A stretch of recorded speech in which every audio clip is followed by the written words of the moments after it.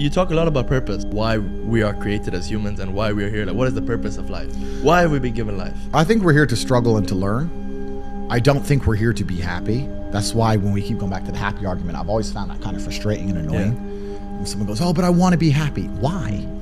Why do you want to sit there and laugh like you were happy your entire childhood? That's your happy days. You're allowed to be happy as a kid. Finished. It's all over now, right? You're a man. You have responsibilities. I think we're here to do important things, and important things are going to be difficult, and they're going to be hard, and you're going to get frustrated. But that's what gives you purpose. I think we're here to struggle. I think we're here to endure pain. Yeah. I think we're here to just see how hard we are to kill. I think that going through terrible things and living through them and coming out the other side is one of the most fantastic things about being human. I think that it's almost like once you understand what life is really about, there's no emotion which isn't enjoyable. The only emotional state which can be seen as detrimental is feeling nothing at all. But if you're sitting at home and you're feeling truly heartbroken, at least you're feeling something, right? And I think that's the whole part of being human. I think we're here to struggle. I think we're here to go through pain. I wake up each day and go, what can I attack? What problem can I solve?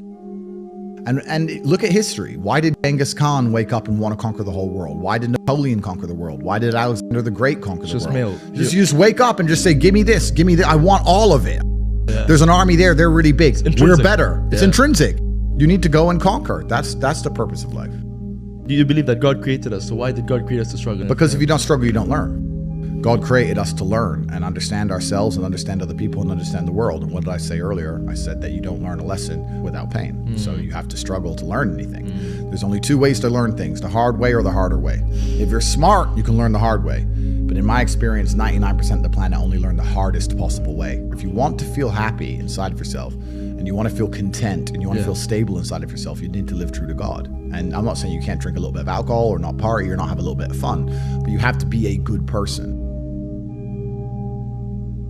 I don't believe in the societal paradigms in which they have tried to construct this idea of happiness. I don't believe or subscribe to the way that happy and sad is currently understood by the masses of the population. I think if you are anything less than absolutely distraught, you are happy. You're a version of happy.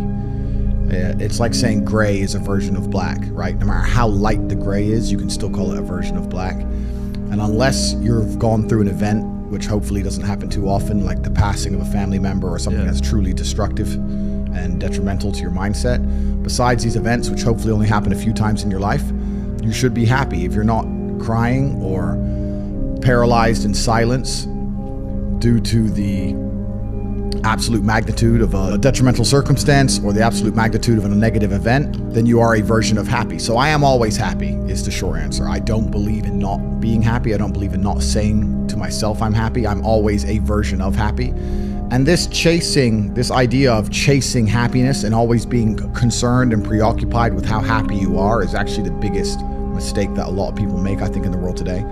Especially men who wake up and go, oh, I don't really feel happy, so I need to get happier. And that's how they end up down a hedonistic path of drugs or alcohol or gambling, chasing pleasure.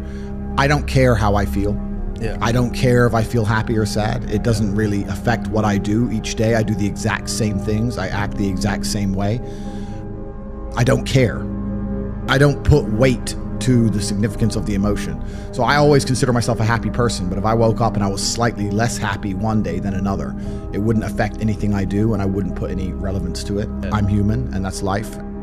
So yeah, am I any happier now that I have hundreds of millions of dollars than before I was broke?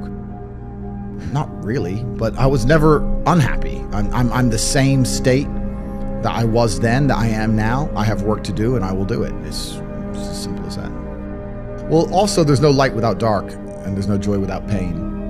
You can't have a rainbow without a little rain. No matter how hard you chase pleasure and happiness, there's going to be dips and troughs in between. There's going to be come downs and downtrends, and you're going to have the juxtaposition between that time you were laughing your head off and acting giddish like a child, and the time that you feel depressed as such.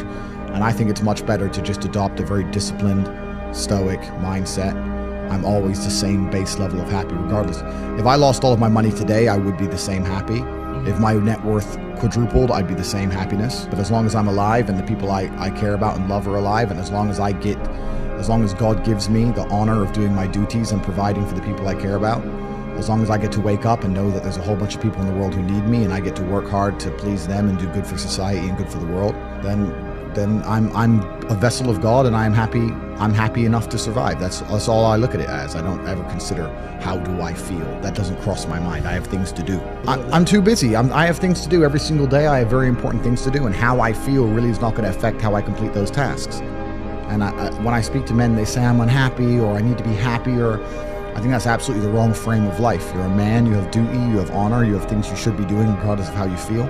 And the people who are perma-obsessed with happiness or sadness, I just think it's the wrong paradigm to view the lens of life. I think you should get up and do what needs to be done.